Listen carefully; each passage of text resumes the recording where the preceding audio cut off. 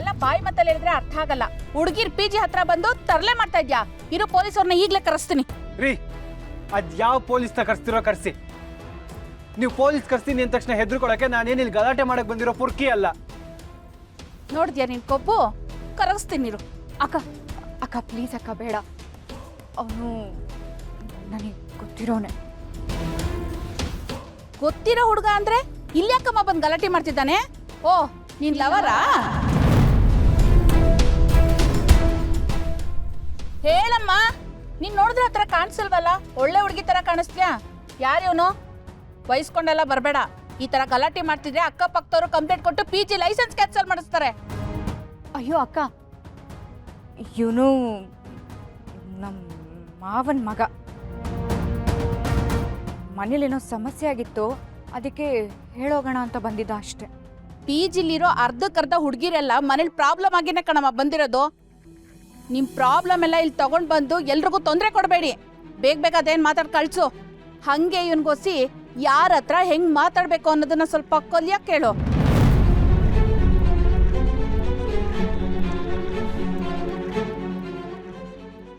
ಆದಿ, ಹೋದ್ ಕಡೆ ಎಲ್ಲ ನಿನ್ ದರ್ಪ ತೋರಿಸ್ಬೇಡ. ನಿಮ್ಮ ಮನೆಯವ್ರು ನಿನಗೆ ಹೆದರ್ತಾರೆ ಅಂದ ಮಾತ್ರಕ್ಕೆ ಊರವರೆಲ್ಲ ಹೆದರಲ್ಲ. ನನ್ನ ಕರ್ಮ. ನಮ್ಮ ಮನೆಯವ್ರು ಏನಾದರೂ ನನ್ನ ಮಾತಿಗೆ ಹೆದರಿದಿದ್ರೆ ನಾನಿಲ್ಲಿ ನೀನು ಕರ್ಕೊಂಡು ಬರಕ್ಕೆ ಬಂದು ಯಾವಳ ಹತ್ರನೋ ಏನೇನೋ ಅನ್ಸ್ಕೋಬೇಕಾಗಿರ್ಲಿಲ್ಲ. ನೋಡು, ನನ್ನ ಜೊತೆ ಈಗಿಂದೀಗಲೇ ಆಸ್ಪತ್ರೆಗೆ ಬಾ. ಅಪ್ಪನಿಗೆ ನಿನ್ನ ಕರ್ಕೊಂಡು ಬರ್ತೀನಿ ಅಂತ ಹೇಳಿದ್ದೀನಿ. ನನ್ನ ಮಾತಿಗಂತೂ ನೀನು ಮರ್ಯಾದೆ ಕೊಡಲ್ಲ. ಅಪ್ಪನ ಮಾತಿಗಾದ್ರೂ ಮರ್ಯಾದೆ ಕೊಟ್ಟು ಬಾ. ಏನು ಹಾಸ್ಪಿಟಲ್ಗ? ತಾತ ಹುಷಾರಾಗಿದ್ದಾರಲ್ವಾ ಆದಿ? ಎಲ್ಲ ನಿನ್ಗೆ ಇಲ್ಲೇ ಹೇಳಿದ್ರೇನೆ ಬರೋದಾ? ನೀನೇ ಬಂದು ನೋಡೆ.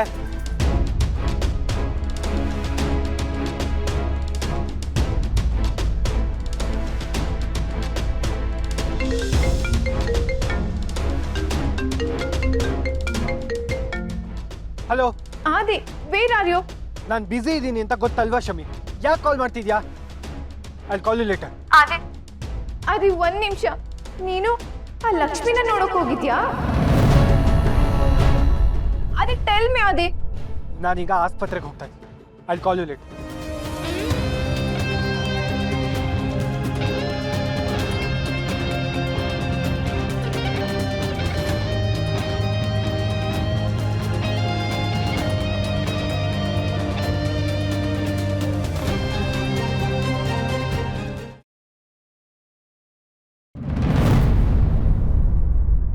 ಅಮೃತ ಅವ್ರು ಯಾಕಿನ್ನು ರೂಮಿಗೆ ಬಂದಿಲ್ಲ?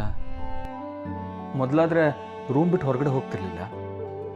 ಇವತ್ತು ನೋಡಿದ್ರೆ ಇಷ್ಟೊತ್ತಾದರೂ ರೂಮ್ಗೆ ಬಂದಿಲ್ವಲ್ಲ.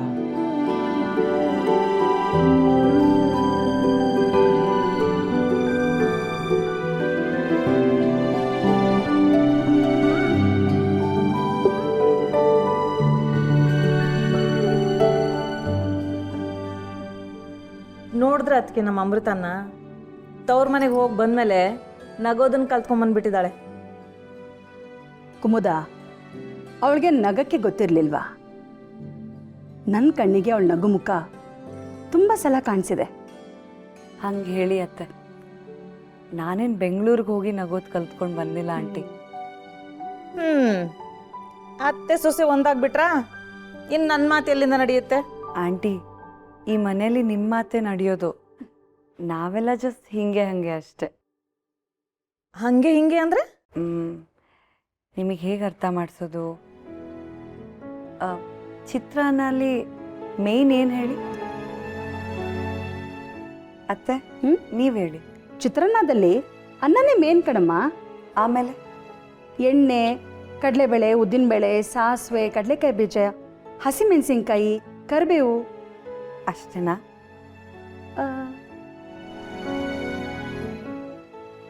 ಇನ್ನೇನಿರತ್ತಮ್ಮ?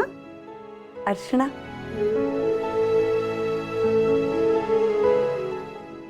ಅಯ್ಯೋ, ಅರ್ಶಿಣನೇ ಇಂಪಾರ್ಟೆಂಟು. ನೆನಪೇ ಆಗಲಿಲ್ಲ ನೋಡು. ಅಲ್ವಾ? ಅರ್ಶಿಣ ಚಿತ್ರಾನ್ನಕ್ಕೆ ತುಂಬ ಇಂಪಾರ್ಟೆಂಟ್. ಯಾಕೆ ಹೇಳಿ? ಅರ್ಶಿಣ ಇಲ್ದಿದ್ರೆ ಚಿತ್ರಾನ್ನ ಹೇಗಾಗುತ್ತೆ? ಹ್ಞೂ ಆಂಟಿ, ಅರ್ಶಿಣ ಇಲ್ಲದೆ ಚಿತ್ರಾನ್ನ ಕಂಪ್ಲೀಟ್ ಆಗೋದೇ ಇಲ್ಲ. ಹಾಗೆ ಅರ್ಶಿಣ ಇದ್ರೇನೆ ಚಿತ್ರಾನ್ನ ನೀಟಾಗಿ ಮಿಕ್ಸ್ ಆಗಿದೆಯೋ ಇಲ್ವೋ ಅಂತಾನೂ ಗೊತ್ತಾಗೋದು. ನೀವು ಕೂಡ ಈ ಮನೆಗೆ ಅಷ್ಟೇ ಇಂಪಾರ್ಟೆಂಟ್. ನಾವೆಲ್ಲ ಬರೀ ಹಸಿಮೆಣಸಿನ್ಕಾಯಿ, ಕರಿಬೇವು ಸೊಪ್ಪಿನ ಥರ.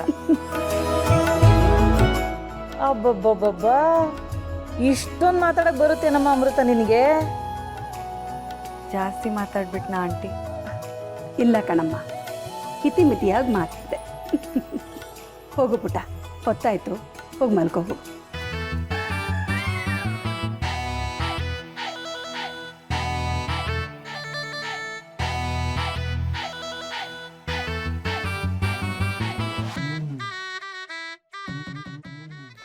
ಅಮೃತ ಅವರೇ, ನಿಮ್ಗೇನಾದ್ರೂ ಜ್ವರ ಬಂದಿದ್ಯಾ? ಜ್ವರನಾ? ಇಲ್ಲ, ಯಾಕೆ? ಮನೆಯವ್ರ ಜೊತೆ ಇಷ್ಟೊಂದು ಮಾತಾಡ್ತಿದ್ರಲ್ಲ, ಅದಕ್ಕೆ ಕೇಳಿದೆ. ಅದಕ್ಕೂ ಜ್ವರಕ್ಕೂ ಏನು ಸಂಬಂಧ?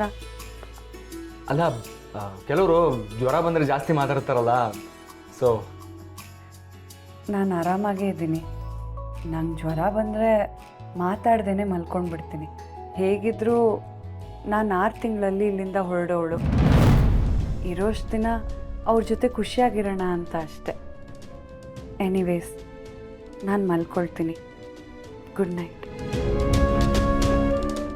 ಅಮೃತ ಅವರೇ, ಗುಡ್ ನೈಟ್.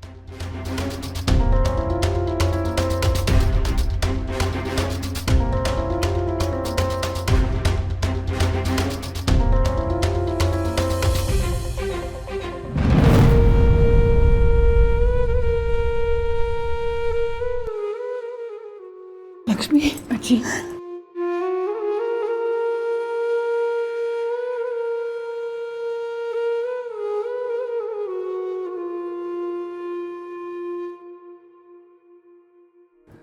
ಲಕ್ಷ್ಮಿ, ನೀನು ಬರ್ತೀಯೋ ಇಲ್ವೋ ಅಂತ ತುಂಬ ಭಯ ಆಗಿತ್ತು ಕಣಮ್ಮ.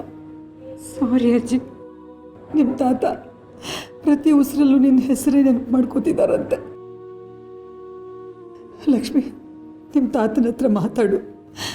ನಿನ್ನ ಮನೆ ಬಿಟ್ಟು ಹೋಗಿರೋದು ಅವ್ರಿಗೆ ಗೊತ್ತಿಲ್ಲ ಲಕ್ಷ್ಮಿ, ಅದನ್ನು ಮಾತ್ರ ಅವ್ರ ಹತ್ರ ಹೇಳಬೇಡ.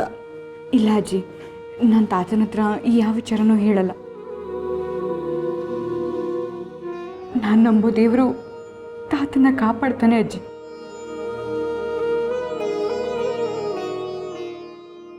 ನೀನು ತಾತನ ಹತ್ರ ಮಾತಾಡಿದ್ರೆ ಅವ್ರು ಚೇತರಿಸ್ಕೋತಾರೆ ಅಂತ ಡಾಕ್ಟ್ರು ಹೇಳಿದ್ದಾರೆ ಕಣಮ್ಮ. ನಿಮ್ಮ ತಾತಂಗೆ ಧೈರ್ಯ ಹೇಳು. ನಿಮ್ಮನ್ನೇ ದೇವ್ರು ಅನ್ಕೋತೀನಿ. ಅಯ್ಯೋ ಅಜ್ಜಿ, ಹಿಂಗೆಲ್ಲ ಮಾತಾಡಬೇಡಿ ಅಜ್ಜಿ.